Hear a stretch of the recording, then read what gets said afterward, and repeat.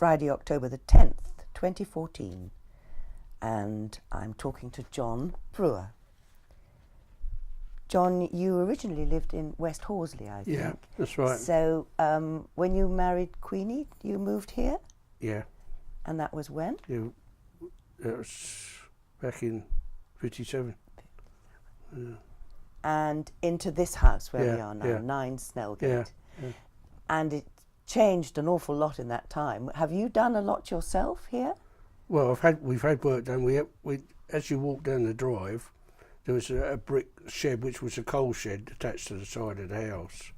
Now we were allowed to build out as far as that and upwards, but not the front, of course, but side. So we went sideways, and that's so we got a ensuite bedroom now and all that, and the kitchen's much bigger than what it was because it was very tiny, you know.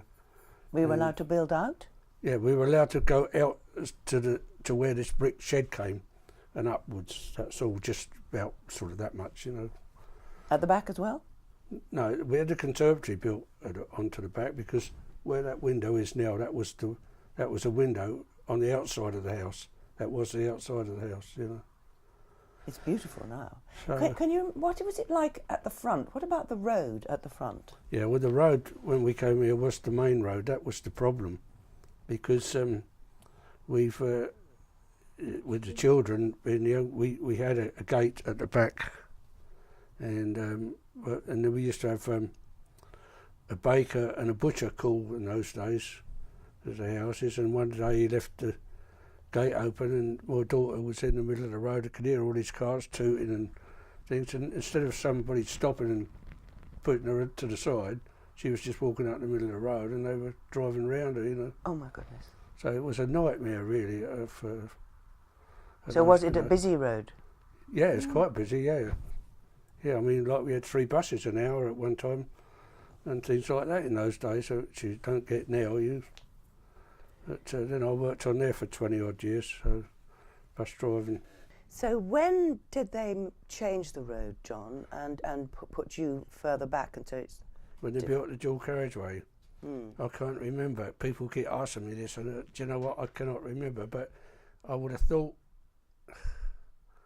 it's got to be in either late 60s or beginning of the 70s, because I left the buses in 78, and it was dual carriageway was there then. But normally, I mean, this was the old road, and it was. We had to park on the grass. You couldn't park anywhere. You know. There's nowhere. And then they built a house on the end house. They built a car park, and we were allowed to park in there, which was their garden, you know, right on the end house, number 1 there. But So what difference did it make to your life when the road was changed? It made a terrific difference, because we had to fight them to seal one end off because they wanted to leave it as a lay-by, and we fought them so closed it and made it a cul-de-sac. Otherwise we'd have had lorries parked in here all night and everything, you know. So we did manage to do that between us. Remember that? What, did you join together, people in the road? Yeah. Everybody sort of got together, and somebody. Or was that all the village clubbing together, do you think? No, I think it was just a road, but I'm not sure about that. You know, they probably would have gone to the parish council or something with it. I don't know. Mm-hmm. So where did you work, John? You worked on the buses? Yeah, I worked 22 years on the buses in Guildford for London Transport, and then it was London Country, and then it got out of hand, and I used to do a bit of part-time work for a removal firm of West Horsley Motor Works, and so I went there for about 10 years full-time, and I used to do a lot of part-time chauffeuring as well, so I did quite a few jobs to keep the family going, you know. What were the buses like? You said there were about 3 an hour coming through here, so what sort of at peak routes times you got 2 double-deckers going to Croydon, and once an hour you got one going down through West Horsley and Effingham to Bookham and back. I've actually got a model of one with a destination on it. Wonderful. Wonderful. Yeah. So did people use the buses a lot? Yeah. Yeah, there weren't so many cars around as there are now. Yeah. But, So was there a bus stop in the village? right outside in the hedge there, and the other one was just down past cherry trees on the main road, like, and coming back it was just past Blake's Lane. There was a bit of a lay-by there. And did people wait there to go into Guildford to do their shopping? Yes, a lot of them. Yeah, because there was no supermarket at Burpham or anything in them days. They go to Guildford. Yeah, Guildford. All that they had, you know. Did many people have cars? No, not really. No, I mean, I used to cycle to work when I first started on the buses, and then when the weather was bad, you walked. They wouldn't do that these days. We had in '63, I think it was. The snow lasted about 6 weeks, and I had a moped thing then, but it's too dangerous to ride it. So we walked into Guildford, or walked. Either got the bus in, or if I finished late, walk home, or get up at 4 o'clock and walk in the mornings. You know, but good old days. Do you remember the cottages and what they looked like? But these cottages were in the village. The village, sort of as a whole. I don't think it's a lot different to what it is now. I don't remember. I don't think there's been hardly any buildings done since we came here. You know, I think it's still the same. And they've altered the pub and that, I know, but that's only interior, not exterior. You know, so I don't think there's anything much changed. What? How do you think the pub's changed? Do you like the pub now? Yeah, it's much more open and much. They used to come through from the front, and then they had a big old log fire, and the log would be sticking out in the room, and the old guy used to say, "Kick it on the fire when you walk past," you know, push it in a bit. Who ran the pub? The Hills. And who were they? Yeah, there was Bill Hill, and his wife was called Gug, I think, or some funny name like that. But then I think when they retired, his son took it over for a while, and his wife, and been a few changes over the years. But it's good now. I like it now. So it's much more friendly now than it was, so it's good. Why do you think that is? Why do you think it's more friendly now? Well, I mean, I think, as I said earlier on, about this, like having this village night and people meet up and chat, and you know, and the customers they're getting there, if you sit at a bar having a drink, they come to pay or something, and they'd always pass the time of day and say what a nice pub it is, and they'd say, how was everything, you know, and you hear them say fine, you know, never heard anybody complain about anything. So and the staff are nice. I love the staff, was great, and that's it, you know. Used people complain? Sorry? Used people complain about the pub? Yeah, they did at one time. It was a sort of like a beef eater, and it was a manager there, and it was terrible. Actually, used to go in there about 8:30 at night, and they say, well, we're shutting, we're going out. They just shut the place and go.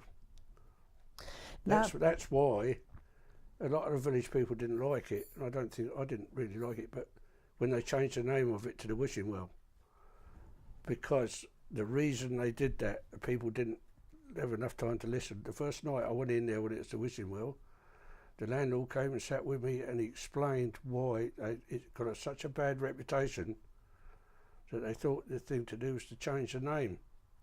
So what was it called before? It was the Queen's Head, and then it became the Wishing Well when these people took it over. And he's Steve Vidal, a wrestler. He's a professional wrestler in his time, but he took the pub over. And they did the roof, and they tidied it all up. They put all the flowers around the place, and they really, really did it. But it was just the name. A lot of people in the village didn't like the name change.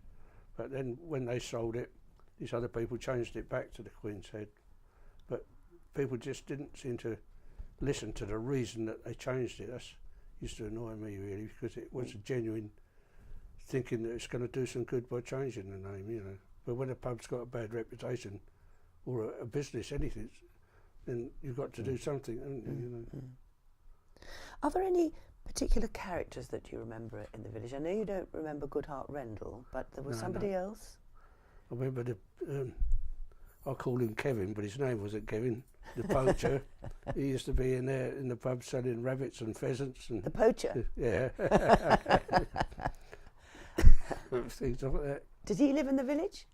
Oh, yeah. Yeah. Do you know where he lived? Yeah, he lived in one of those cottages along towards Hatchlands there. Oh, right. Yeah. That's all I'm saying. And did he do a good Having trade? taken the pheasant from my jacket, that's all I'm saying. Did he do a good trade in the pub? Oh, yeah. Yeah. Yeah. Yeah. What about the venison? Yeah, that too. Venison? Did you have venison? Don't know. Remember No. that? No. But there was somebody else you were telling me about. I don't know that you worked for him. It wasn't Mr. Bourne, was it one of the other farmers? No, I never worked for anybody in the village. No. No, no. Well, But- it's But you were saying that you remembered somebody. It wasn't Goodhart Rendell, but no, Freddie Laker. yeah? Laker. Yeah, because I used to park my car in the, which is Jim Liddell's place now on the end of the road, in that barn. Because when he's called, can't think of her name now. Anyway, the lady that had one of there's two cottages there, it's one of the two sisters Oh, yes. lived there. And Which cottages are these? next to the Manor Farm, right in the corner, at the end of our road here, you know, where the gate is, there's two cottages, and Yeah. he rents one out. Jim Little lives there, doesn't he? Oh, yes. But it's his wife's auntie, I Yes. think, that owned it, Mrs. Durman, that was it. Yeah. Well, she used to let me park my car in the barn there, and I used to clean the windows of our house for her. So that it's not left on the side of the road here, you know. And that's to walk up, and as I walked from there home, sometimes I'd see Freddie Laker out there sweeping the leaves up or doing something, and he'd always chat to you over the wall, you know. I liked him. He's a good guy. Friendly chap. Yeah, he was, yeah. Do you know how long he was at New Manor Farm? I was asking, who lives here now? The Hogarths. Hogarth, yeah. I was asking him the other day, Andrew. Andrew, whether he bought it off of Laker or whether there was somebody in between. I couldn't remember, but I think he bought it off of Laker. Yes.